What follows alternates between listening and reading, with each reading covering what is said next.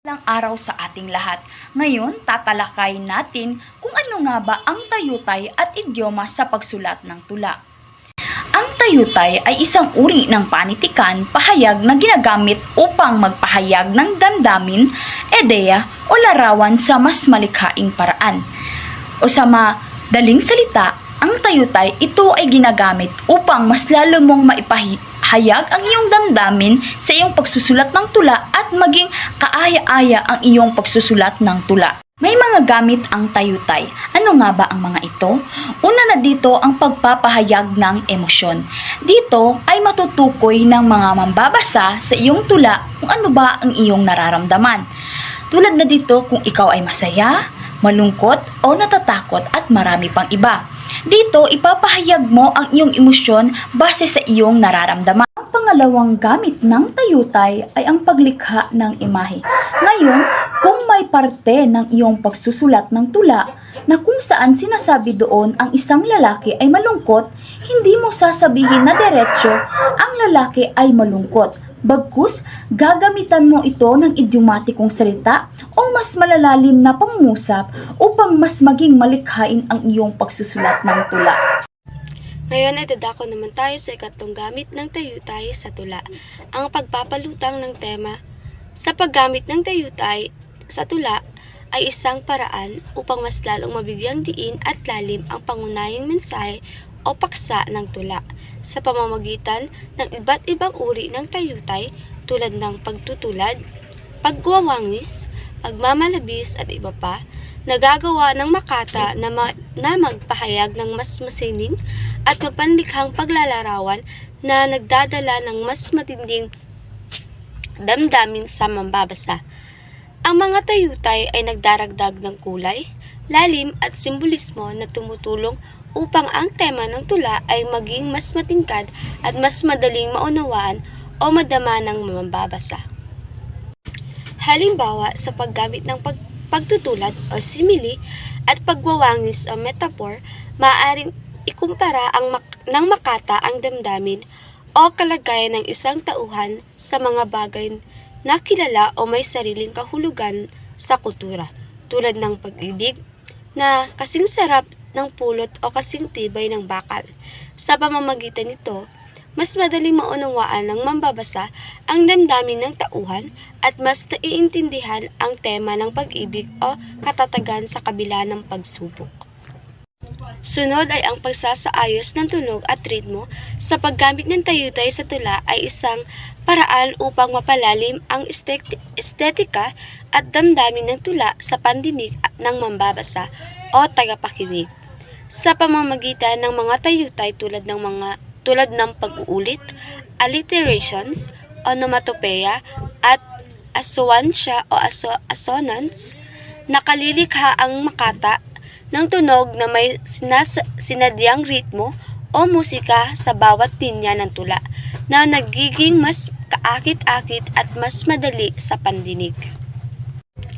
Ang tamang pagsasaayos ng tunog at ritmo sa tulong ng tayutay ay nagbibigay buhay sa tula, nagpapalakas ng pagpapahayag ng damdamin at tumutulong upang mas malalim na makaugnay ang mambabasa o tagapakinig sa tema ng tula.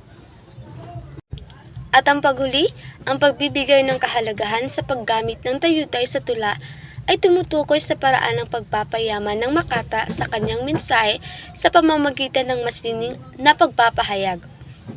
Ang tayutay ay nagdadala ng iba't ibang antas ng emosyon, imahe at simbolismo na hindi basta-bastang makakamit sa karaniwang wika. Ang paggamit ng tayutay ay mahalaga sa tula dahil nagdaragdag ito ng lalim, ganda at masining na pagpapahayag na tumutulong upang ang tema at damdamin ng tula ay maging mas kapana-panabik at makapangyarihan sa puso at isip ng mambabasa. Ngayon, dadako naman tayo sa idioma. Ang idioma ay isang uri ng pahayag na may natatanging kahulugan na hindi maaaring intindihin sa literal na paraan. Karaniwan itong naglalaman ng mga salita o parirala na kapag pinagsama ay nagbibigay ng mas malalim na kahulugan kaysa sa aktwal na kahulugan ng bawat salita. Madalas ginagamit ang idioma upang maging masining na maipahayag ang mga damdamin, ideya o konsepto kaya't mas nagiging makulay at makabuluhan ang wika. Gamit ng idioma.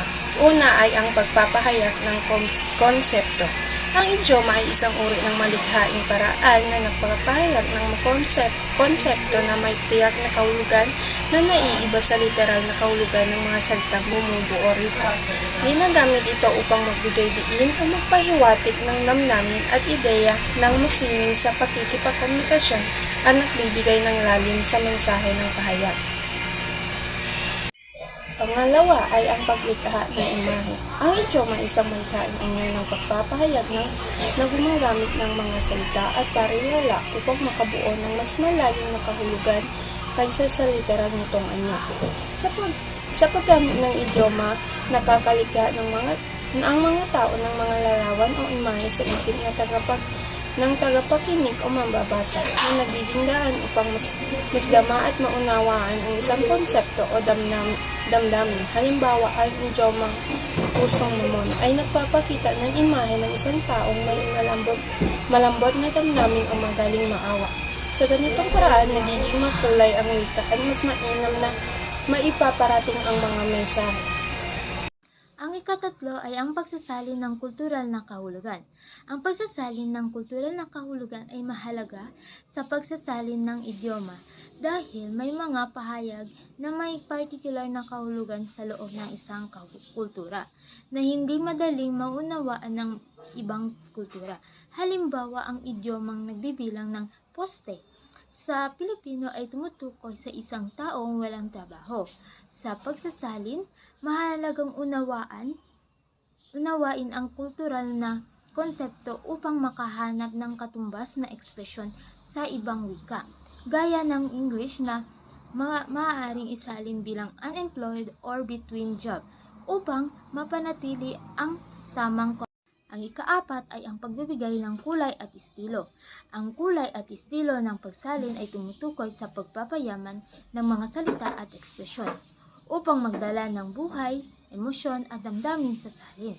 Sa idioma, ito ay maaaring magsangkop ng paggamit ng mga salitang makukulay o masining upang mas malapit na damdamin ng mambabasa at ang orihinal na tono at damdamin.